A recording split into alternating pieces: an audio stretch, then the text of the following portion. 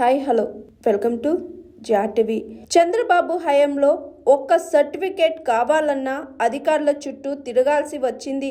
లంచాలు ఇచ్చుకోవాల్సిన పరిస్థితి వచ్చేది. వైఎస్ జగన్ పరిపాలనలో సచివాలయ వ్యవస్థ ద్వారా పౌర సేవలు సులభమయ్యాయి. గ్రామ వార్డు సచివాలయాలను నీరు గార్చడమే లక్ష్యంగా కూటమి ప్రభుత్వం పనిచేస్తుందని వైఎస్ఆర్సీపీ అధికార ప్రతినిధి పుత్త శివశంకర్ రెడ్డి అన్నారు. అధికారి దగ్గరికి వెళ్ళేసి ఎంఆర్ఓల చుట్టూ తిరుగుతూ క్యూలు పెట్టుకుని ఒక బర్త్ సర్టిఫికేట్ కావాలన్నా, క్యాస్ట్ సర్టిఫికేట్ కావాలన్నా స్టూడెంట్స్ కి కాలేజీ సమయాల్లో ఎలా ఉండేది?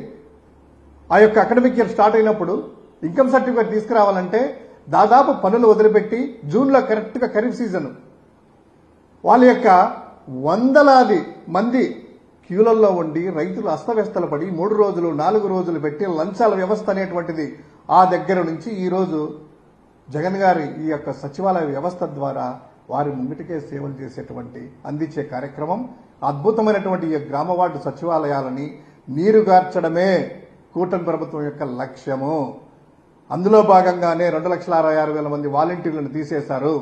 అదే జగన్ గారి టైంలో ఒక ఏదో నామకే వాస్తే ఏర్పాటు చేయలేదు.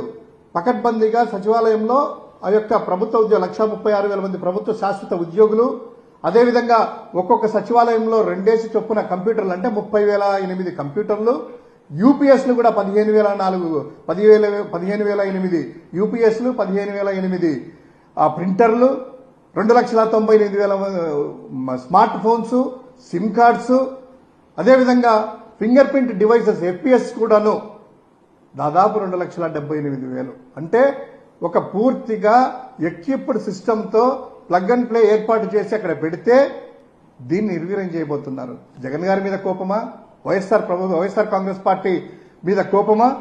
ఈ యొక్క కోపాన్నంతా కూడాను ప్రజల మీద చూపించొద్దు. ఆ సిటిజన్కి ఇంకా మేలైనటువంటి సర్వీసులు అందించాలే గాని ఏదో ఆ వ్యవస్థ మీదనో మీ యొక్క హామీలు నెరవేర్చుకోకుండా వాలంటరీ వ్యవస్థను కూడాను తిరిగి పునరుద్ధరించాలి. వాళ్ళందరికీ కూడా 10,000 రూపాయలు ఏదైతే ఉందో గతంలో మీరు చెప్పినట్టు జూన్ నుంచి ఇప్పటి వరకు ఆ యొక్క శాలరీస్ కూడా ఇవ్వాలి. ఇప్పుడు కూడా వీళ్ళందరినీ కూడా యథాస్థితిగా ఎవరన్నా ఒకరో ఇద్దరో మానేసా ఏదైనా మంచి అవకాశాలు ఏదైనా వచ్చినా కూడా వాళ్ళు రిక్రూట్ చేసుకుంటూ 2,000 జనాభాకు ఒక సచివాలయం ఏర్పాటు చేసి అదే కంటిన్యూ చేస్తూ ఈ యొక్క 9 మంది ఉద్యోగులు ఉన్నారో వాళ్ళందరినీ కంటిన్యూ చేయాలని వైఎస్ఆర్ కాంగ్రెస్ పార్టీ డిమాండ్ చేస్తా ఉంది. Hi, this is Swathi. Like చేయండి, షేర్ చేయండి, కమెంట్ చేయండి అండ్ సబ్స్క్రైబ్ చేయండి GRTV. Hi, this is Monica. Please like, share and subscribe GRTV.